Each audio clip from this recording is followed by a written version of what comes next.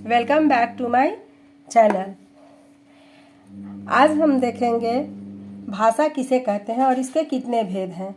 तो भाषा वह साधन है जिसके द्वारा हम अपने विचारों का आदान प्रदान करते हैं। भाषा एक सशक्त माध्यम है अपने विचारों का आदान प्रदान करने के लिए। जो मनुष्य आपस में बातचीत करते हैं, एक दूसरे को अपनी भावनाओं को समझाने के लिए जिन बातों को रखते हैं उन्हें हम भाषा कहते हैं। हम सभी मनुष्य एक सामाजिक प्राणी हैं। हम अपने मन के भावों को कहकर प्रकट करते हैं तथा दूसरे के भावों को सुनकर समझते हैं और संकेतों द्वारा अपनी बात कहते हैं।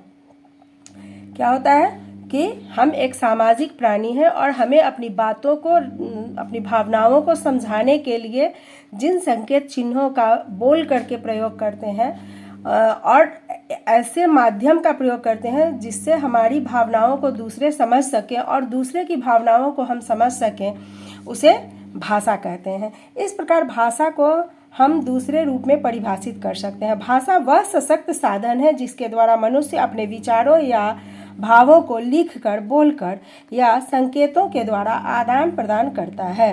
भाषा के दो रूप होते हैं, मौखिक भाषा और लिखित भाषा। मौखिक भाषा जो जब हम बोलकर अपने मन के भावों को प्रकट करते हैं उसे मौखिक भाषा कहते हैं। जब हम अपनी बातों को बोल करके प्रकट करते हैं उसे हम मौखिक भाषा कहते हैं, जैसे वाद विवाद, भाषण, गायन, संवाद बोलना इत्यादि। लेकिन मौखिक भाषा के कुछ दुर्गुण भी हैं, जैसे कि इसको हम लंबे समय तक नहीं रख सकते।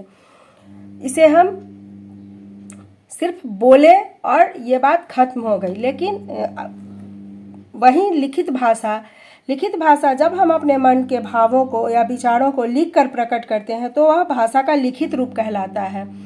और लिखित भाषा की खूबी है कि इसको हम लंबे समय तक सहेज के रख सकते हैं, अपने आने वाले जनरेशन को दे सकते हैं। जैसे कि पत्र लिखना, अखबार, परीक्षा में आंसर लिखना, उत्तर लिखना इत्यादि।